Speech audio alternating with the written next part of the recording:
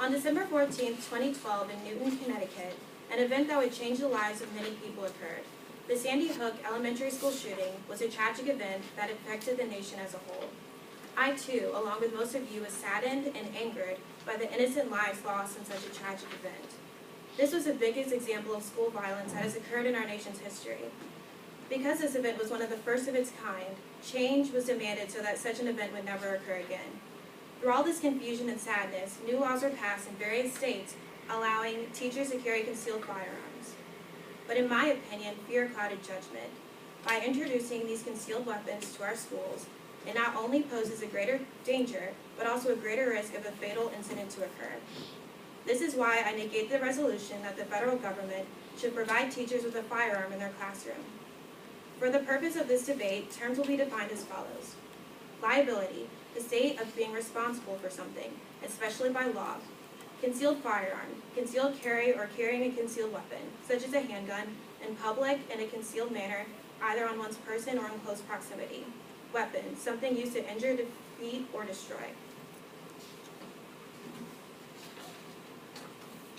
My first contention is that allowing teachers to carry concealed firearms could pose a potential threat to safety and become a liability. My first contention is that allowing teachers to carry concealed firearms could pose a potential threat to safety and become a liability. An example of this is in Utah, when a teacher at an elementary school shot herself in the leg in a school bathroom. Because the school allowed her to carry concealed firearms in their facility, the school was held liable. In this example, the teacher was not only a danger to herself, but a danger to all the students at the school. Because accidents do happen, the risk of having a firearm far outweighs its benefit. If one of the students were to be killed or injured, even if it was just an accident or the teacher was using it for self-defense, under federal law, the teacher would not only face civil liability from acting negligently, but could be charged for negligent homicide or reckless homicide. This is why in many states, such as Georgia, school leaders turn down this new option to arm teachers, arguing that it doesn't make the kids any safer. My second contention is that the educational implications that come along with allowing teachers to carry concealed weapons. My second contention are the educational implications that come with allowing teachers to carry concealed weapons. In a poll conducted by the National Education Association, 68% of teachers, faculty, and staff opposed the proposal to arm teachers. This shows a majority of teachers in the United States believe that carrying concealed weapons isn't the solution to violence in our schools. Not only is the process of safely arming these teachers costly, but the money used for the insurance and training could be used for actual educational purposes. The role of a teacher is to teach our students, not to be a police officer. Representative Robert Jones was confronted with a new bill that will allow teachers to carry firearms.